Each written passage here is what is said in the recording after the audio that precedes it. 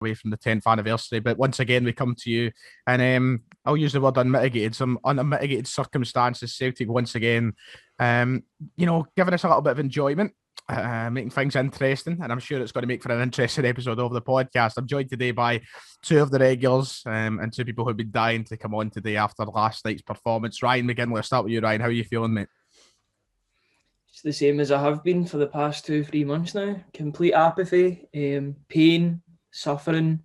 But at the same time, it's so numb as well, aren't you? Like just alongside all of that, just so numb. I feel like for you must be like out of everybody on the panel for this podcast, I feel like you must be the one that's been on the least amount of times after winning a game. I feel like this is just a regular gig now coming on after a defeat.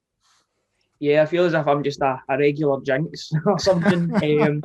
As Chester from Linkin Park said, I've become so numb. That's how I feel towards everything Celtic now. And as well, Kieran joined by you. I feel like it's just going to be along the same lines, but at this moment in time, how you doing? Just the usual, isn't it? Like, you're not even surprised at this point. You want to be shocked by these results, but you've grown so accustomed to them that it's, as you said, you're just numb to the shite that Celtic throw at you nowadays. Aye. And I think everybody's in the same boat. I've seen a few people make the point on Twitter already today that congratulations to Ian Crocker for acting surprised at these results. And it is a very fair point because I don't know how he's managed to keep it going. But if you are listening, whether on YouTube or Spotify, Apple Podcasts, whatever, do what Neil Lennon done last night. Get your feet up, relax, enjoy the next hour as we look to slag off both the man at the helm and everything else surrounding last night's defeat. And we may as well start there before we get on to Lennon's comments himself and all that. We'll kind of segue into that at some point. We may as well start with the performance. It's the first thing to talk about, the final score. Of course, Ross County 1, Celtic 0. No desire, no passion, no urgency, Kieran. I mean, it was just another one of those ones. We've been waiting for this to happen, haven't we? It's been kind of bottling up to this. You're right. It has been inevitable. Just watching the past few results, people could see that they weren't up to standard. We were winning games, we went a wee streak of wins, but there were teams that on paper we should have been beaten. Mm-hmm. We weren't putting in the performance to do that. Nearly lost the lead in a good few of the games. So it's the fact that I know you had a bit of abuse on your channel as well for calling it as it is in terms of these performances weren't good enough, but a lot of people are just happy to take the result and know the performance. And that's been the problem at Celtic for far too long. The performances have dropped significantly in the past couple of years. Celtic fans have just been so used to accepting the results. I will take that as long as it's 3 points on the board. Yep. It gets to the point where I'm pretty sure we've said it, but when was the last time you could remember a good, notable performance? When could you think of a last standout performance? You're like, we played brilliant that day. See, there's been periods of games where I thought, like you look at Aberdeen, first half hour looked good. If you keep that up over the 90, then there's one. But it doesn't work like that. You don't play. There's not been a good 90 minutes all season. Yep. We've not been consistently good from start to finish. It's no happened, and I challenge anybody to try and prove me wrong on that. What were you going to say, Ryan? No, it's all just spurts, really. Again, I've mentioned it so many times before, but we rely on individual brilliance to win his games. We do not have a style of play. We don't have tactics. John Hughes has more tactics than us. Yep. No, we just look clueless. And that kind of comes on to the point that I wanted to bring up about last night. Let's go back to the start of the game, and I was going to come to you here, Ryan. So it kind of wires in nicely with what you said. You look at the start of the game. He's playing Christie up front with Hodgson Edwards when he's got 3 strikers on the bench, 2 of them coming to a combined fee of £8 million over the past year since Lennon came back in. You look at the middle of the park, he's got David Turnbull, Tom Rogic, and Callum McGregor, and who else is the other one? I got Christie as well. You've got all these attacking midfielders who, should be probably one will do. We should probably try and change it up. You look at just the tactical. I don't know if ineptness is a word, but tactically inept is the way I like to go about things. It just baffles you, doesn't it? Looking at the start 11s every week now. Yeah, absolutely. I was saying before the game we wanted some team continuity, but he causes the disharmony in the team by changing it constantly. He said a couple of weeks ago that Ayeti was going to get a run of games. Mm-hmm. How long did that last? 1-2 games? And then he was fatigued. Yeah, fatigued. Barkas was going to get a run of games as well. He's been dropped. He's completely out of the picture now for some reason. I don't think we're in a position to have £8 million worth of strikers on the bench. Yep. At any point. I think we should be using these players, especially considering the fact that some of the players don't want to be there, and we need to start building for next season. Players like Ayeti and Klamala have got to be playing. They've got to be getting games to get used to the team, because these are the guys that we are going to need to rely on next season if we are to keep them. It's just a mess completely. I mean, playing Christie up front. How many times have we made this mistake? Yep. It happened at Ferencváros. It's happened at Ross County. How many more times does he need to do this? I know. Like, Kieran, a penny for your thoughts on Ryan Christie last night. The miss, the unlimited chances that go begging. It is getting tiresome, along with the tiresome Celtic performances. I mean, there's rumours that boy put at the stadium's just landed in his birthday cake back down here in Glasgow, but fucking... I'm waiting for the birthday post. See, they've went and done it on Instagram. To avoid doing it on Twitter. That's a shocker, that, isn't it? Absolute shocker. Ryan Christie, somebody that when he first broke into the team a few years ago, he was a revelation, and I think everybody can agree he was brilliant when he first joined. No first joined, but first got it. I broke into the 11. It was brilliant for us, and it was consistently decent. But over the past year and a half, it's just not been good enough for him. And I feel like this season he has been getting a lot of stick, but I don't think it's undeserved. I think he's just got this sort of aura about him that he thinks he's a fucking superstar now, and it's pretty clear he doesn't want to be here. And see, even hearing these interviews, it wasn't before that game, it was before the St Mirren game, I think. He was getting interviewed and he was talking about just being in good form for the Euros and that. It's clear that his fucking hates it. I understand for some people, he doesn't support Celtic. He doesn't care as much as some people in that, obviously.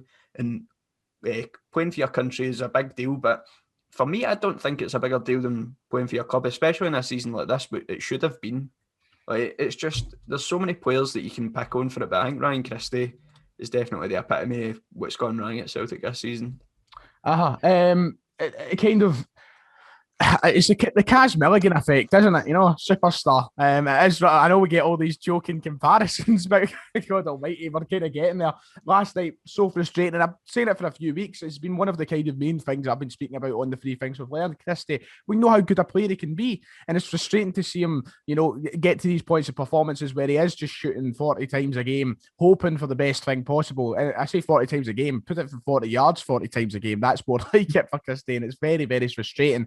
Last night, we couldn't break a team down once again. And I've been saying this time and time again, I think you should be in agreement. Teams are just learning off each other now. They know exactly what to do.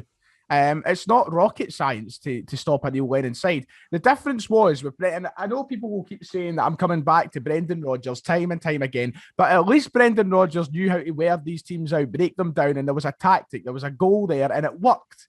Neil Lennon has been hoping that these players could do anything for him, a moment of magic, a game in, game out, and it's not happening. He's had his streak of luck with Edouard. He's had his streak of luck with Turnbull. It expires, and then he waits for it to start again. It's just tiresome. It's not going to work for the course of a season, and that is evident. It's been plain to see. We go to concede. We go down 1-0. Jordan White, the scorer of all people, he's been having fun with it, we can see. But Ryan, once again, we can't defend the crossbars. It's just, once again, not surprising. It's Groundhog Day again. Concede from a set play. How many goals have we conceded this season from a set play? From a corner or a free kick? What even is it now? Count. Far too many to count. Do we do defensive training at Lennoxtown? Or do we just do the I had to laugh at I think it was who was on the co-commentary last night. Was it Andy Walker? And he was saying, I think it might have actually been John Collins, maybe. I can't remember, but they said, the coaches will be unhappy with that.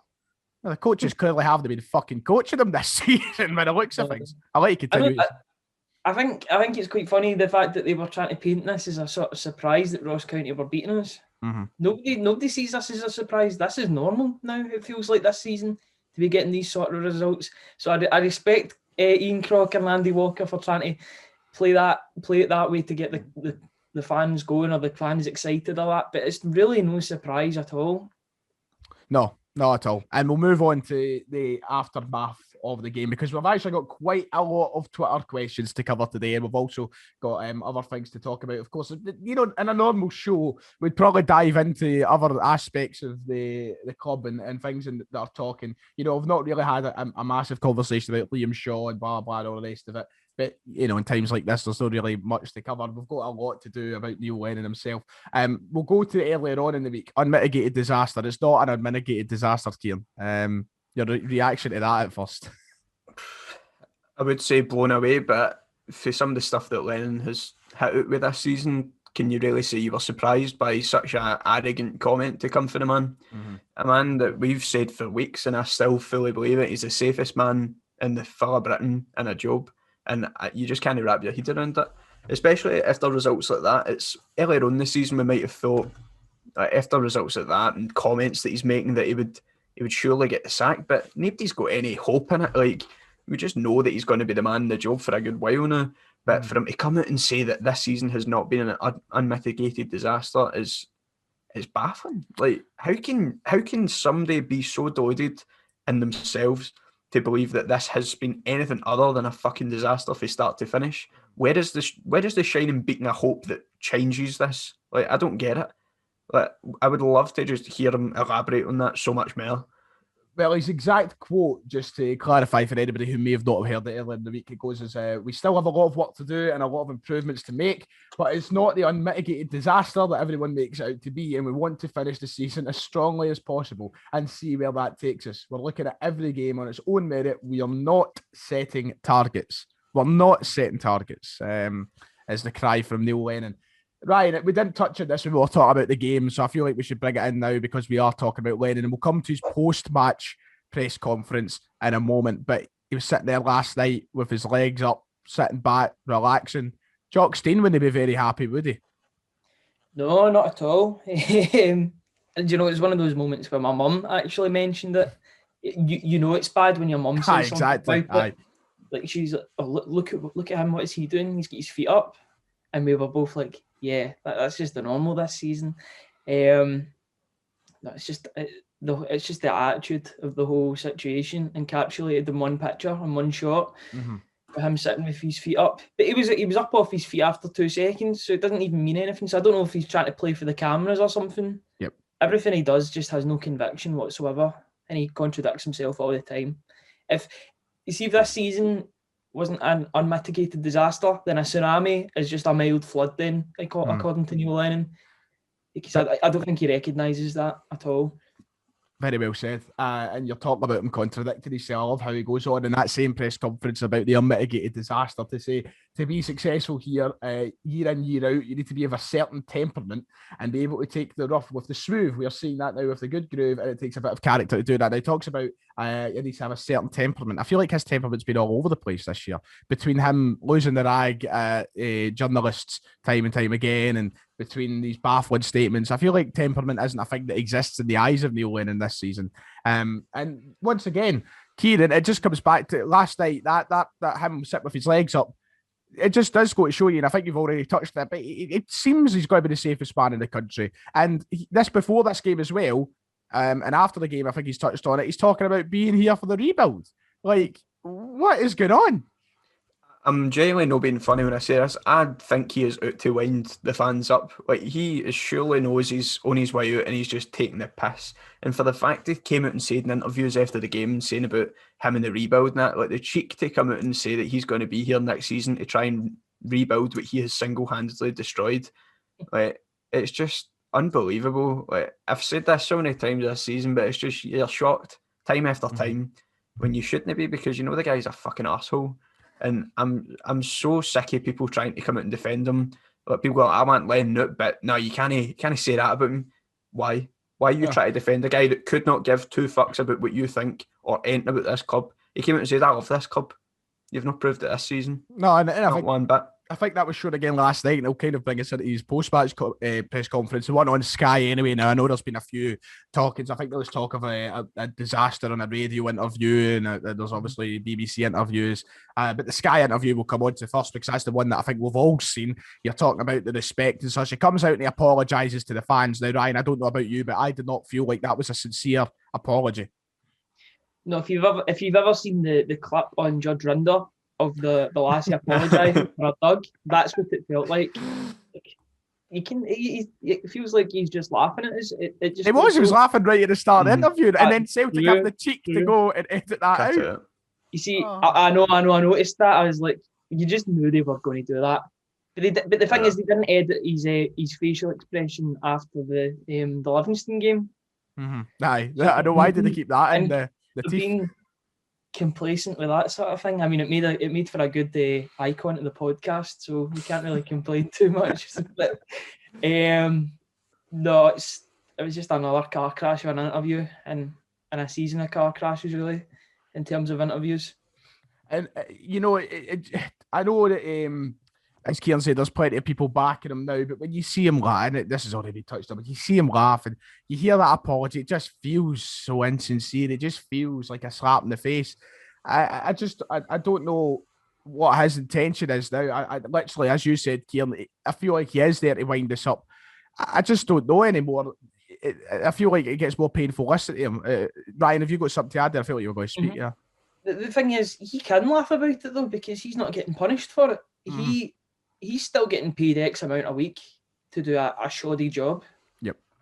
At whatever this is, whatever this management is. I'm going to use his favourite wee quotation marks again. This isn't management. This is just a shambles, a complete shambles. And a season that was supposed to be so special and so historic, it's just gone so far down the drain. It's incredible, really. And to add into the kind of question of how we've handled things this season, right? One thing that baffled me, and I know that this isn't a unique point that I have created myself, I will say that I've seen it elsewhere, but why, if Celtic went from the position of having Sky Sports boycotted and not involved with the club to then having them as the direct source of information on Twitter? What's going on? It's just like we're just at the wind up everywhere in every aspect of the club, from management to on the park to social media to it feels like there is no consistency anywhere from claims that we're making. What's going on? It's just constant backtracking on things we're saying and things we're doing. Even if you can take it at every level, as you said. Even like Neil Lennon saying he's going to play players and then backtracking on it. Saying they're not going to be doing interviews with Sky, and then next thing you know, we're putting up their interviews on their Twitter accounts. Yep. Like, it's just, you just can't find any rhyme or reason to anything this season, and you're just fucking scunnered with everything across the board. Everything has been an unmitigated disaster. It's been PR nightmare after nightmare. The club has not handled anything with any grace or decorum this season whatsoever. It's been just a shit show from start to finish, and there's no other words to describe it. And I like how the Rangers fans, they kind of took to my tweet yesterday. They found it quite funny, but it did sum it up all yesterday when Beautiful Sunday came on around the stadium. Christ Almighty, that was us. We're finished. But no, to touch on the point finally, to do with the press conferences and all the rest of it, I feel like it all comes back in now into this January review, and we look at the review, and there was nothing said about Lennon's position. There was nothing said about how he's handled. Well, there was that one line in the January review that said, what was it? Something like Lennon's handled everything every week. It was some stupid point like that. I know. And it all comes back to that now. We highlighted that second place was top of the list, and this review now, it just as futile as it was, it seems even more futile now. Like, just I don't know what to expect. Ryan, you've been kind of on the wagon all season, well, not all season, but over the last few months, that he will be gone at the end of the season. And despite him coming out continuously saying he's looking forward to a rebuild, and despite there being no mention of job security or his position as manager in that statement, do you still believe that he will be gone in the summer? Absolutely. He will be gone because the fans won't allow it. There will be riots. If that's not me inciting riots or anything. But that's it. On Ryan McGinley's lead, everybody down to the Sellik. Disclaimer. Put your pitchforks away just now, please. No, there will be riots if he's still manager next season. Because the fans will not take. Because the fans will be back, and I dread to think what the first game back will be like when this has all been held in over this season in the house. Because there'll be a lot of fans that are angry at the way that this has turned out, and a lot of fans that will want to vent as soon as they get to Celtic Park. So I think it's going to be a more poisonous place than you remember.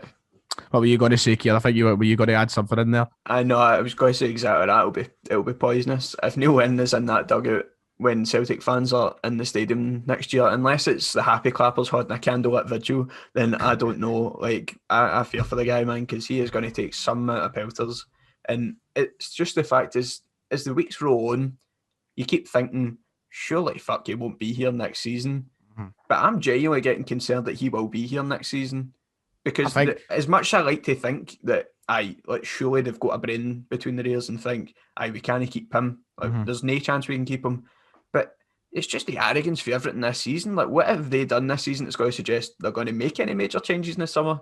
Which making you think that they're going to actually plough money into it and make it a proper rebuild? Because as it stands, it's looking like it's going to be fucking Neil Lennon and buying in every SPL player that we can. Stephen O'Donnell through the door. Stephen O'Donnell, Porteous, and the team. David Marshall back up the road. Alan Campbell, aye. We'll have a best of the rest team. Aye, and that is the way it's gone. That is genuinely the way it's gone. And I think both of you make very valid points to suggest on both sides whether or not Lennon will be here. I think the only thing now that keeps me hanging on to a thread of hope is the fact that we are getting change at the top with Dominic Mackay, and you're thinking to yourself, surely he'll come in and make it. I'm still holding that slight bit of hope that he'll come in and decide to make that change, because it's for the best of him, his interests, to start off his Celtic career like that. But we'll wait and see. It's just, as you said, Kieran, it's one of those ones that as time goes on, you do get a bit more sceptical. And, you know, with the rumours that are starting, we've seen midweek, and we'll come on to this as a kind of subject to the show. I've already spoke about it at the channel, but you look at the players we're apparently interested in: David Marshall, Robbie Brady, Stephen O'Donnell. They scream Neil Lennon to me, and they don't scream ambition, they don't scream change, they scream staying on this same wagon. So I think that the points you do make, Kieran, are very relevant to the situation. But we can only wait and see. Next up, who have we got at the weekend again? Who are we playing? Aberdeen at Pittodrie. Christ Almighty! Wait, is it Pittodrie? It will be. We just played them. We just played them at Celtic. I know, but that was the game for the start. That's right. So it might be at Celtic Park. I know. I had a rolled along with that there, thinking that that was the case. I can confirm that the next game is indeed against Aberdeen at Celtic Park. Yes, it's absolutely Celtic Park. Unlucky, Ryan. It was a good guess, mate. Good stab the dark. But I mean, you know, you off the top of your head, you're thinking you played them a couple of weeks ago at Celtic Park, so surely. But if I got the game got held back for so long. Before we move on to talking about anything that could be remotely positive, I don't think there is.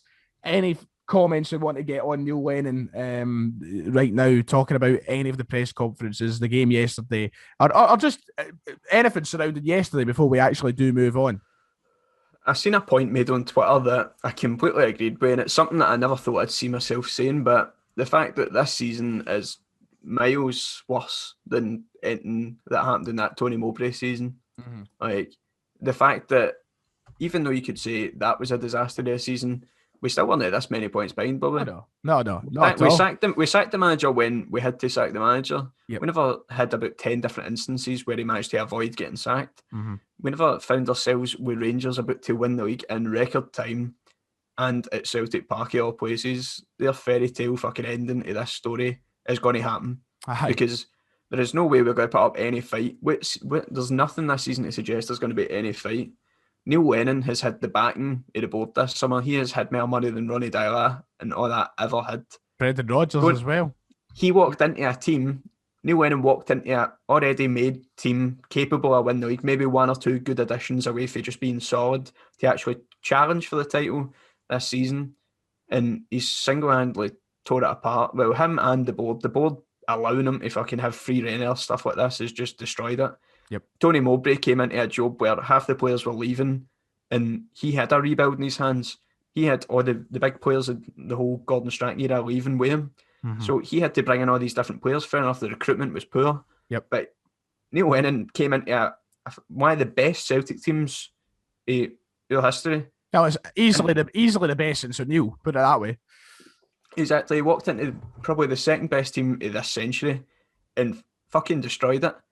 So it's just, you can't even compare the two anymore. I always thought, at least it's not as bad as the Mowbray season, because that's our season that we've had in our heads for these men. Like, for all these years, everyone's got the older ones have got, we sat through the 90s, we've seen all that.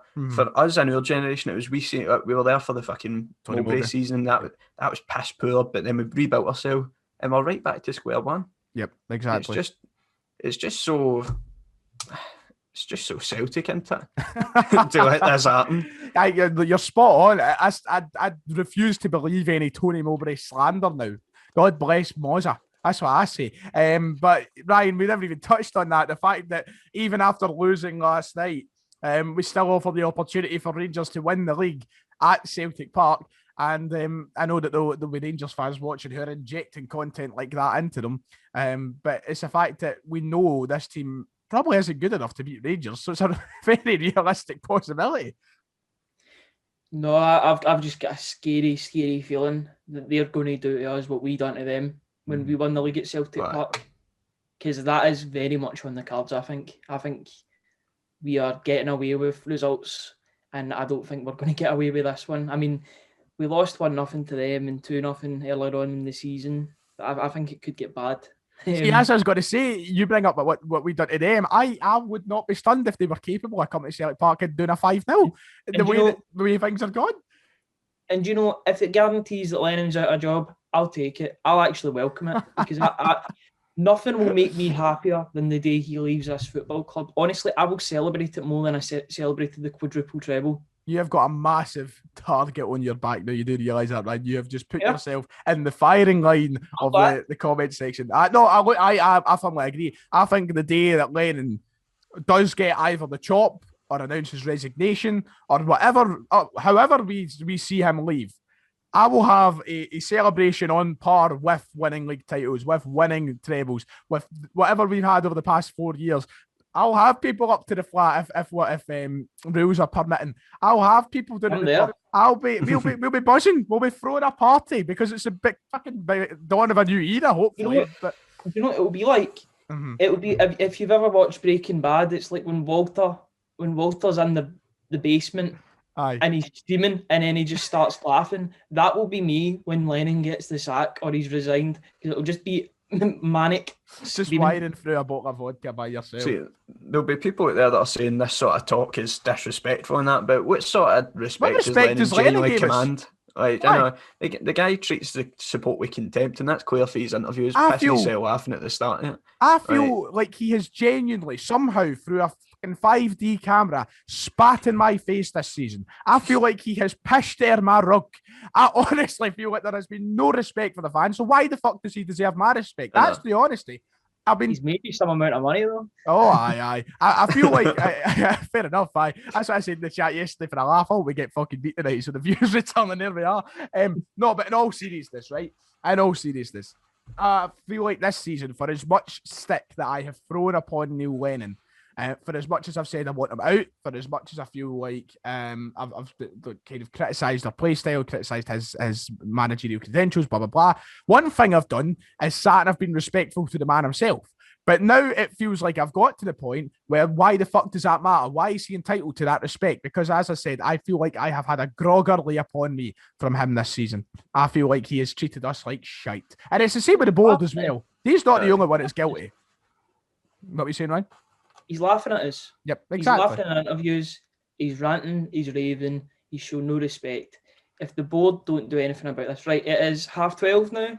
Mm-hmm. As we're recording this. If they don't do anything by the end of the day, it is a complete dereliction of duty. Yep. Mm-hmm. From the board, and they're not fit for purpose, and they're getting away with it. They're using the pandemic as an advantage, as a sort of. That's a yep, the trump card, isn't it? That's they're kind of like, well, we've had no fans. And what? That's my dad. My dad has been. I'll make a point. I know you're going to say something there, right? I'll make something very quickly and let you jump in what you're saying. My dad made a point last night. So my dad is on the same kind of side as us. Lennon should go. We need change. We've been fucking dreadful. But my dad made a point last night.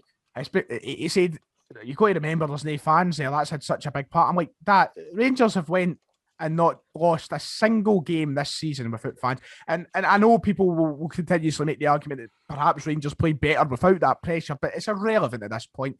Completely irrelevant. The fans doesn't make a difference.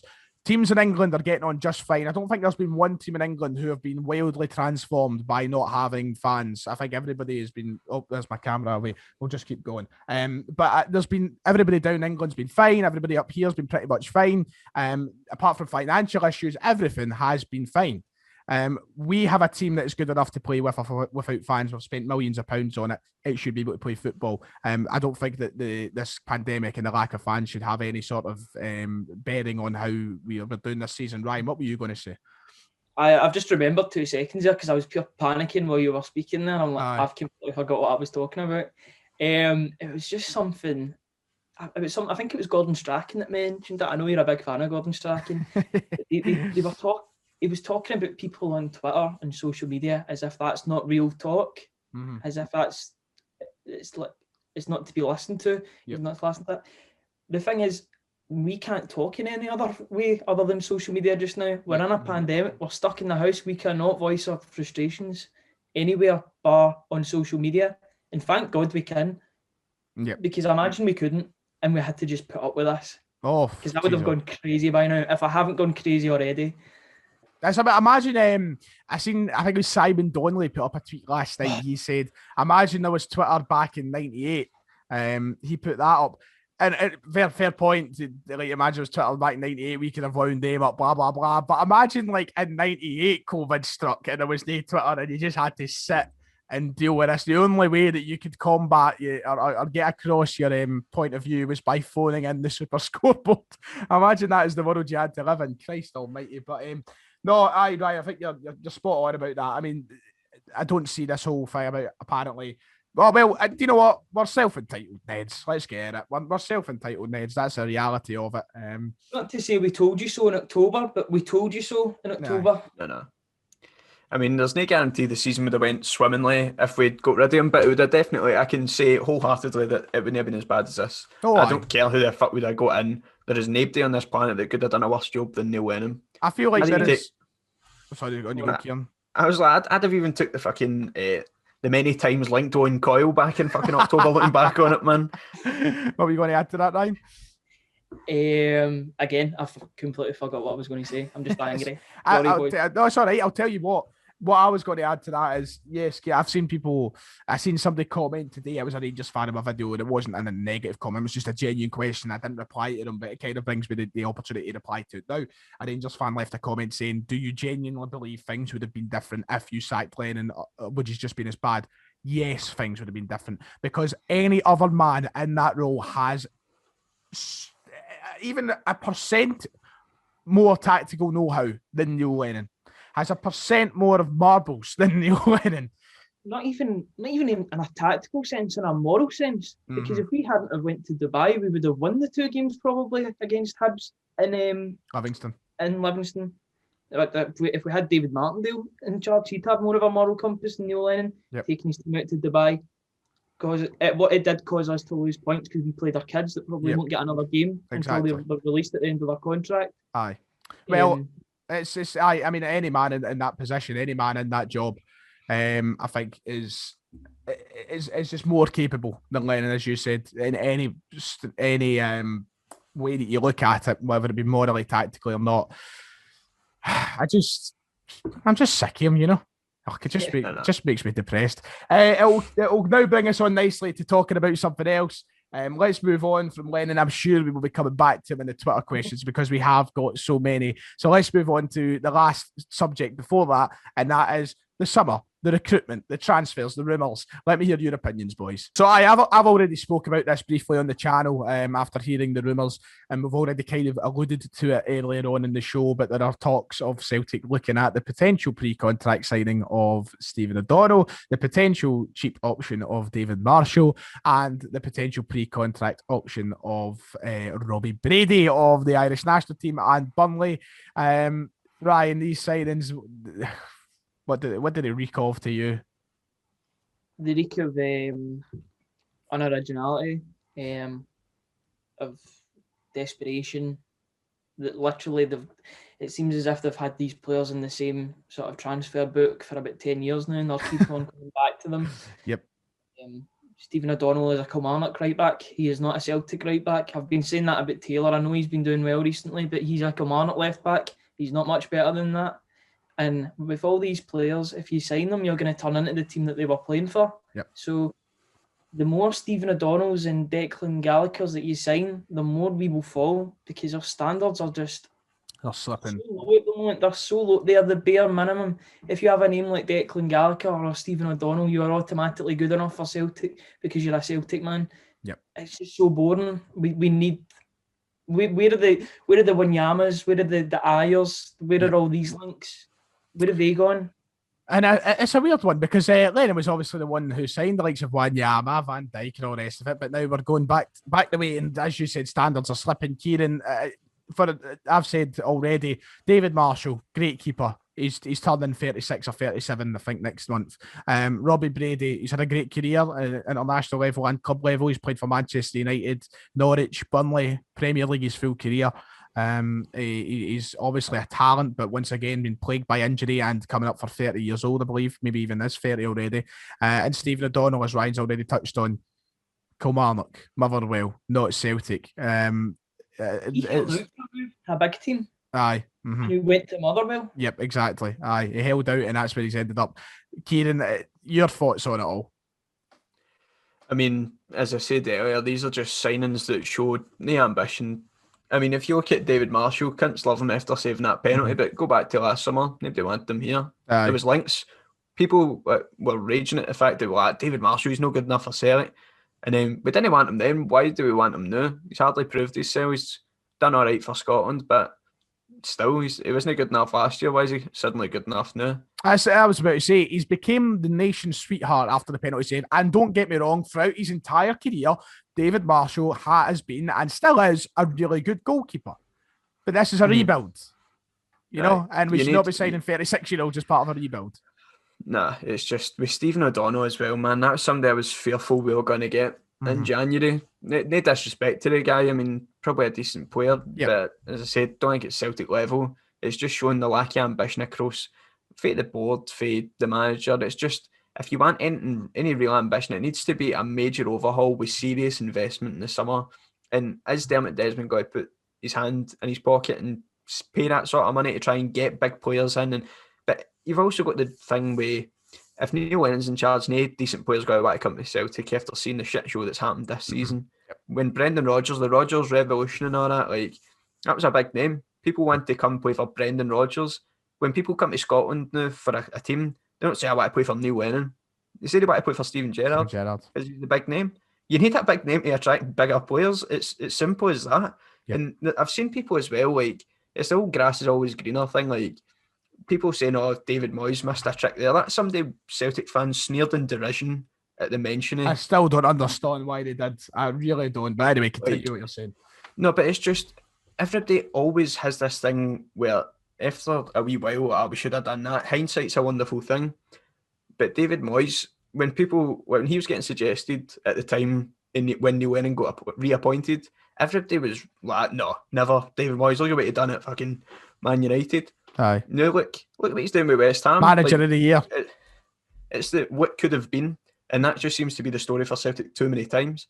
But it's the whole thing with David Marshall's thing that annoys me the most, because last year everybody would have turned their noses up at it, and it shouldn't be any different now. Yep. I think that if you're going down that route, Ryan, what does that spell for a rebuild? That's not a rebuild to me. That's clutching at straws. You know, that's trying to bring in fossils, you could say, to try and reinvigorate, to try and do something. That's not a rebuild. A rebuild is nothing along the lines of signing the likes of David Marshall. No. It's downsizing, plain and simple. Absolute downsizing. We used to bring in players like Dembele and Edouard and Armstrong and that. I know Armstrong is from a fellow Scottish team, but he had that sort of star quality. We all knew he was going to be a good player. But no, we just seem to be downsizing. I'm trying to think what I was thinking there as well. I keep on forgetting what I was going to say. Can you tell I just got up an hour ago? It's like David Moyes. Mm-hmm. The fact is, people say, he gets sacked from Sociedad, he gets sacked from Sunderland, etc., etc. When Neil Lennon got appointed, he gets sacked off of Hibs and Bolton. Exactly. With all due respect, David Moyes would never go to those teams because he's far too good a manager. Yep. Mm-hmm.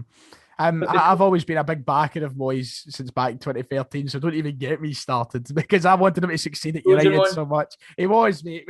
The job was to stand beside your new manager. That wasn't done. But It's just the recruitment needs to be so much better in the summer. And people might say in the comments that, well, if no them, then who do you sign? That's not my fucking job. I'm not the one in head of recruitment. There's people that get paid plenty of money to try and do better than what they're doing. If I see anybody try and say, like, who do we get instead then? Who do we get? Like, do I get fucking paid off Celtic to go and look for players? That's what I always say. People go like that, who should we get then? I'm like, I'm not a fucking scout. I don't know. I'm not the one that's getting paid to do things like that. People are genuine. That's their job to go out there and recommend players. The recruitment's been shocking. Like, if you go back and think of all the good signings we've made, like, even when Rodgers came, the good ones were littered in amongst absolute shite. Yep. Like, and that was responsible to Rodgers having Lee Congerton. And then who we've got? Nick Hammond now. Mm-hmm. Like, we really need to be aiming a lot higher, even in the staff that we're bringing in. Yep. Because it's just showing the sort of level that they'll be looking at. Because these teams, like Nick Hammond and Lee Congerton, they'll be looking at the lower English leagues and that, and there might be a gem in there. You never know. Aye. But it's just the level that we're aiming for players. It just doesn't seem like we're going to be making a major change next season. It seems like it's going to be a very, very slow process. You can slap as many players onto a team and a transfer list, whatever, and try and call it a rebuild all you want, but there's a difference, as Ryan said, between downsizing, between rebuilding. Just because you've signed players doesn't mean anything. Ryan, you look so you're about to say something there. Yeah, the thing about Lee Congerton, a lot of the players that he scouted for us seem to be doing a really good job at second place Leicester just now. Yep. Or mm-hmm. second place or third place. I don't know what the man. They're joint second if we want to get all forget about it. Aye. Timothy Castagna. Yep. James Justin. Yep. Before his injury, he was arguably one of the best fullbacks in the league. In fact, he was one of the best fullbacks in the league. All these players that we were linked with seem to be doing a great job, and it shows what happens when you back a manager and back a what do you call it, director of football of such, or with the money that you need to do. I know. You need to rebuild. And it'll bring me back nicely to the point of I completely understand why Brendan Rodgers left this club. I tell you, there will be an episode of this show dedicated to the greatest manager in this club's history, Mr. Brendan. I'm joking. Winding folk up. I'm taking that charade too far on Twitter now. People are getting hurt about it. I know. The bit is going too far, but I love it. It's great. I just absolutely love it. It's actually 4 days now. Until the day the football died. I'm getting ready. I've been learning American Pie on my guitar to make a TikTok. I'm changing the words. I'm going to be like AJ or whatever his name is. Right, very quickly before we go to the questions, Christopher Jullien out for 9 months. It was apparently a 3-month injury. It's now a 9-month injury. Kieran, sadness, huh? If the physios got their heat up their arse, like, how can you misdiagnose an injury like that? 6 months of a difference. Like, how do you know that one of your star players is out for 9 months? Like, honestly, it's just across the board. It's a piss take. That's what it is. It's a piss take. Yep, absolutely right. I think you tweeted about it earlier in the week, didn't you? I think it was you anyway. I don't know if you did, maybe somebody else. But I mean, it is, once again, as Kieran said, another one to add to the book of blunders. The fact that it's transformed automatically from 3 to 9 months. We'll miss him greatly. But he's shambolic again, isn't it? You see, if he's out for 9 months, can he give birth to a decent centre half when he comes back? It's a complete nightmare. I wish he'd just let that go in now rather than. I know. Because it's almost as if he's get punished for saving a goal. Mm-hmm. The fact that he went back and cleared that. And what difference would it have made to our season if it did go in? You know, absolutely nothing. Nothing makes a difference. No. It's all it all matters not a jot. Yep. No matter what happens, because nothing changes. Yep, exactly. Well, very nicely put. We'll try and fire through some Twitter questions over the next 10 minutes to end off the show. We've had quite a lot today, and we've had quite a lot from both sides of the support. There are some Rangers fans who've been dipping their toes in the water of the Sellik the Thunder. We'll start off with the Big Dom with the first question. He said, is there any conceivable way of Celtic getting close to winning the league? And I think we all know the answer to that, and that is, of course there is. In Neil Lennon's eyes, there's always a way. We will get close to it, boys. We will challenge. All we need to do is hope that Rangers lose, 7 of their next 9 games? Spot on, Kieran. Canter. Absolute Absolute canter. I hope that there's a page, like maybe even like the Kerrydale Meltdown, who take that seriously and clip that and put it on their page. I hope that is the case. I really do. You know it's going to happen now, don't you? No, yeah, of course. Let's see. David Hunter says Kieran CSC, which is nice of him.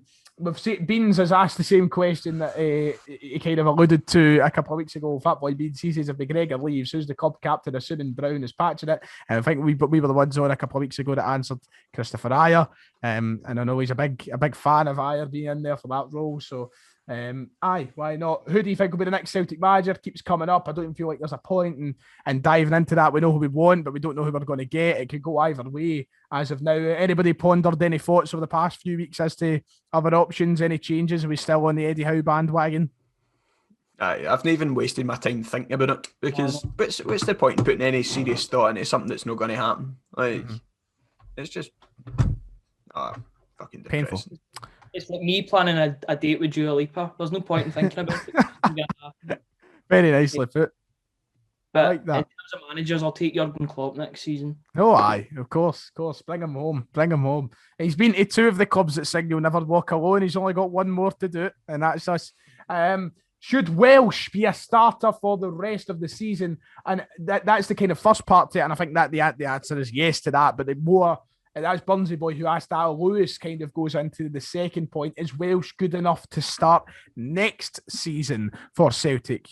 Should he continue keeping his spot, or is that one of the areas that Celtic look for better options? In my eyes, I like Welsh, and I don't really want to stunt the growth and development of him, but at the same time, I think money has to be spent, and I think we need to bring in quality centre halves. And if that means sacrificing Welsh's starting spot, I'm sorry, sue me, but we do need to spend. And it's an issue that we've had to cover for a long time. Ryan, you're nodding your head in agreement there. Yeah, it all depends if we bring anyone in. If we don't bring anyone in, then yes, he has to start. But I think it's very similar to the Owen O'Connell thing 4 or 5 years ago. I don't think he's good enough. Yep. Like, I think he's a good player. I just don't know if he's a starter for Celtic. He is a starter just now, don't get me wrong. No. Like, I'd take anyone over Shane Duffy. Yep. And the fact that he's not playing gives me a wee bit of happiness. Sorry, Ryan, you keep going. But no, I think serious money needs to get spent. It's like a player that, Kieran, I think that if you look at it, this is a guy who was on loan to Morton last season and didn't even do that well. Now going into a season where we played Champions League qualifiers, is it excusable of Celtic to play a guy who wasn't really great on loan to Morton in Champions League qualifiers and then further on in European group stages? It just shows the poor recruitment that we've had for years now, that it's had to come to this. I'm not trying to say it against the boy. I thought he's done pretty all right. I think he's been a standout performer in his team. I think that would be a bit of a reach to try and claim that he's been amazing in the team. He's definitely a start until the end of the season. But in terms of the long term, it's going to be something for hopefully a new manager to evaluate in the summer and see if he is good enough or up to standard. And if he is, then I've not got a problem, but money does need to get spent at that centre-half position, without a doubt. I just realised that the reason that a lot of these questions seem similar is because I've been looking at the wrong tweet. I was looking at last week's one. I scrolled down the page too far. I was like, Christ, there's a lot of similar questions to last week. Very, very poor from me. I'll quickly try and fire through then. We'll go through quick fire answers and quick fire statements, whatever. Matthew Fakeney says, it's looking more likely that Lennon will be the manager next season with all the rebuild talk. Kieran? As I said earlier, it's scaring me. I'm hoping that I'm wrong, but it's just, as the weeks go on, I'm generally getting petrified that he is going to be the man in charge next season. Ryan, you are still the beacon of hope for us supporters. Not going to happen? It won't happen. It doesn't make sense financially. I mean, surely they can't be that stupid. Yep. Mm-hmm. Duncan says, I have no questions. Just don't stress yourselves out, boys. I think we're beyond that. A bit late. A bit late for that. 55 minutes into the call. Oh, Christ. Let's see. Do you think if Lennon was sacked back in October, Celtic would have won the league, says Connor? Kieran?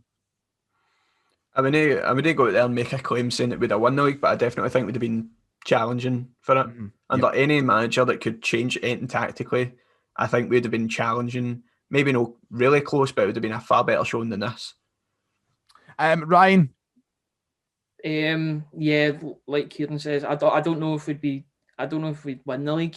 We'd definitely be giving it a better shot than we have done just now, and we wouldn't be losing the league in March. Yep. I'll say it again just for the people at the back. I still believe Celtic have got a fantastic squad, and arguably still the best squad in Scotland in terms of the quality of player we have there. Look, Rangers have improved and they're great. With any other manager, they get the best out of them. I'm not going to say they would have went and won the league, but we certainly wouldn't have been in this position if we did get rid of them in October. There is a manager who gets the best out of that squad and shows how good that squad is.